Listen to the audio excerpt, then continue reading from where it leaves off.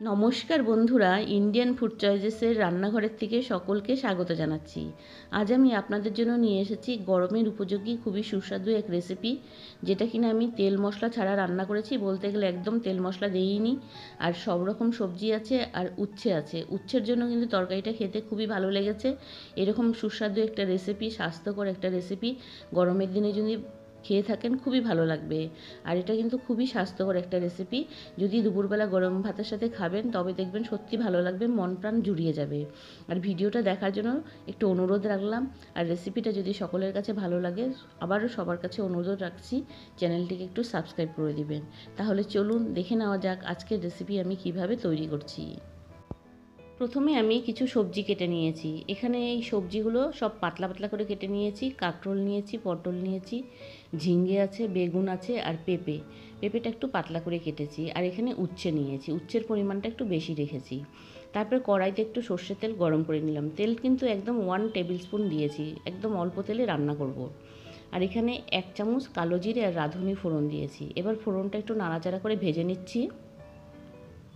ফোড়নটা যখন ভাজা হয়ে যাবে, সবার প্রথমে আমি উচ্ছেগুলো দিয়ে নেব। উচ্ছেটা দিয়ে একটু নাড়াচাড়া করে ভেজে নেব, কিন্তু এই সবজি আমি বেশি করে ভাজবো না, একটু হালকা নাড়াচাড়া করে ভেজে নিচ্ছি। উচ্ছেটা কিন্তু মোটামুটি ভেজে নিয়েছি। এখন আমি বাকি সবজিগুলো দিয়ে দিব। এবার এই তেলের সাথে বাকি সবজিগুলো একটু মিশিয়ে দিচ্ছি। এই তরকারিটা কিন্তু আমি বেশি করে ভাজবো না বা কষাবো না, একটু হালকাই নাড়াচাড়া করে আমি এর মধ্যে স্বাদ অনুযায়ী 1 চামচ নুন দিচ্ছি আর 1/2 চামচের কম একটু হলুদের গুঁড়ো দিচ্ছি। এই তরকারিতে হলুদ ছাড়াও রান্না করলে ভালো লাগে, কিন্তু আমি একটু হলুদ দিয়েছি। এবার এই হলুদ আর নুনটা সবজির সাথে ভালো করে মিশিয়ে দিয়ে 1-2 মিনিটের জন্য একটু নাড়াচাড়া করে ভেজে নিব।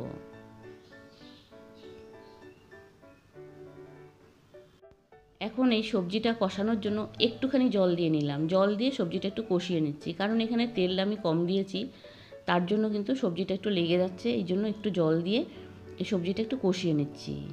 এখন কিন্তু এই সবজিটা সম্পূর্ণ কষানো হয়ে গেছে। এখন আমি ঝোলের জন্য গরম জল দিচ্ছি। জলের পরিমাণটা কিন্তু একটু বেশি রেখেছি, কারণ সবজিগুলো একটু সেদ্ধ হতে লাগবে। আর এই তরকারিটা একটু ঝোল ঝোল হলে খেতে কিন্তু খুবই ভালো লাগবে। এখন ঝোলটা দিয়ে ভালো করে নাড়াচাড়া করে দিয়ে আমি একটা ঢাকনা দিয়ে মোটামুটি 5-6 মিনিটের জন্য তরকারিটা রান্না করে নেব আর সবজিগুলো একটু সেদ্ধ করে নেব। আর গ্যাসের আঁচটা কিন্তু একদম লো টু মিডিয়ামে রাখবো। এবার আমি 5 মিনিট পর ঢাকনাটা তুলে নিচ্ছি।